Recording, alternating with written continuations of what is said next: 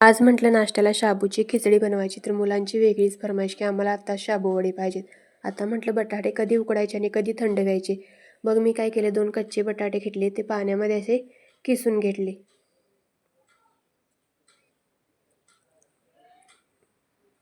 आता हा किसलेला बटाटा मी थोडा साईडला ठेवला आणि एका परातीमध्ये मी 1 वाटी शाबू घेतली.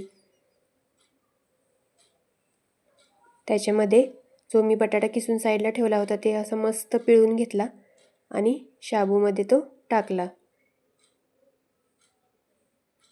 ह्याच्यामध्ये शेंगदाण्याचा कूट टाकला मी 2 चमचे. भाजलेला शेंगदाण्याचा कूट होता. त्याचबरोबर हिरवी मिरचीची थोडीशी जाडसर वाटलेली पेस्ट आणि चवीनुसार मीठ टाकलं आणि व्यवस्थित असं हे हाताने मळून घेतलं. तर शाबू तुम्हाला जास्त कोरडी वाटत असेल तर 1 चमचाभर पाणी घालायचं आणि हे व्यवस्थित असं मळून घ्यायचं.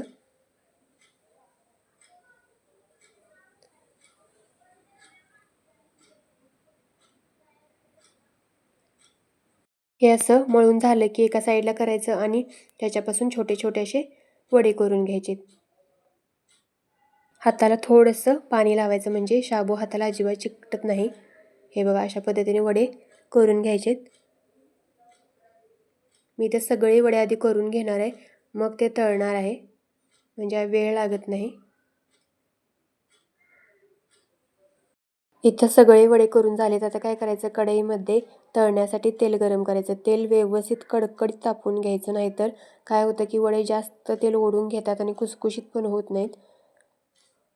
आणि 2-3 असे वडे सोडून घ्यायचे, जास्त पण सोडायचे नाहीत, नाहीतर तेल गार होतं आणि परत मग ते शाबू तेल ओढू लागतात. आता एक बाजू व्यवस्थित भाजली की मगच आपल्याला ते पलटवून घ्यायचे. तोपर्यंत आपल्याला ते अजिबात पलटायचे नाहीत.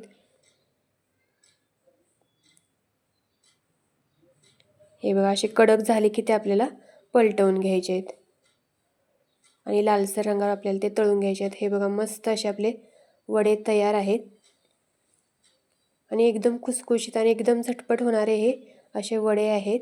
तुम्ही पण एकदा करून बघा. अशाच पद्धतीने बाकीचे पण वडे आपण तळून घेणार आहोत.